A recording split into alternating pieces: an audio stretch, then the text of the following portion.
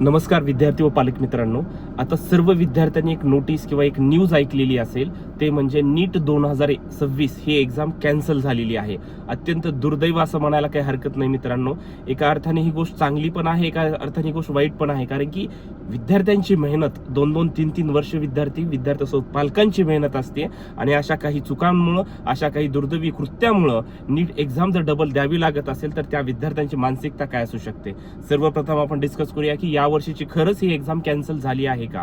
नमस्कार, मी ऋषिकेश कुलकर्णी आपल्या सर्वांचं व्हायब्रंट ऍडमिशन गायडन्स या आपल्या युट्यूब चॅनलमध्ये स्वागत करतो. मित्रांनो, ऑफिशियल स्टेटमेंट्स आलेले आहेत, न्यूज चॅनलमध्ये आलेलं आहे, एनटीएनं देखील आता सांगितलेलं आहे या वर्षीची नीटची एक्झाम ही कॅन्सल झालेली आहे.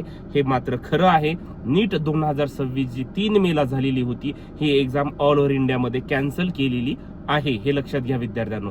लवकरच विदिन 10 डेज मध्ये आय थिंक लवकरच पुढची आता ही रिनीट जेव्हा होणार आहे केव्हा घेणार आहेत याची डेट आपल्याला लवकरच समजणार आहे. याच्यामध्ये एनटीएनं सांगितलेलं आहे की डबल रजिस्ट्रेशनची गरज नाहीये, डबल पेमेंट करण्याची गरज नाहीये, ऑलरेडी केलेलं पेमेंट देखील विद्यार्थ्यांना रिफंड भेटेल. ह्या गोष्टी होत राहतील, ह्या का फार मोठ्या गोष्टी नाही आहेत, परंतु विद्यार्थीची मेहनत ही सर्वात जास्त मोठी होती. विद्यार्थी अनेक मेहनतीने केलेले विद्यार्थ्यांनी स्कोर यावर्षी घेण्याचा प्रयत्न करत होते, परंतु काही विद्यार्थी काही लोकांमुळे अशी दुर्दैवी वेळ आता आलेली आहे आणि याचा इम्पॅक्ट सर्व विद्यार्थ्यांवर पडलेला आहे. कारण की विद्यार्थ्यांनो मी एक काल व्हिडिओ केलेला होता जे की पेपर लीक झाला होता तो राजस्थान सीकर या भागामध्ये, पण याचे इम्पॅक्ट ऑल ओव्हर इंडियामध्ये सगळीकडे आहेत. यामुळे एका रात्रीमधून एनटीएनं हा निर्णय घेतलेला आहे. सर्व ठिकाणी हा पेपर पसरलेला आहे, इन्क्लुडिंग महाराष्ट्रामध्ये सुद्धा अशा काही घटना घडल्यात की तिथे देखील विद्यार्थ्यांकडे हे पेपर 1-1, 2-2, 3 दिवस आधी होते.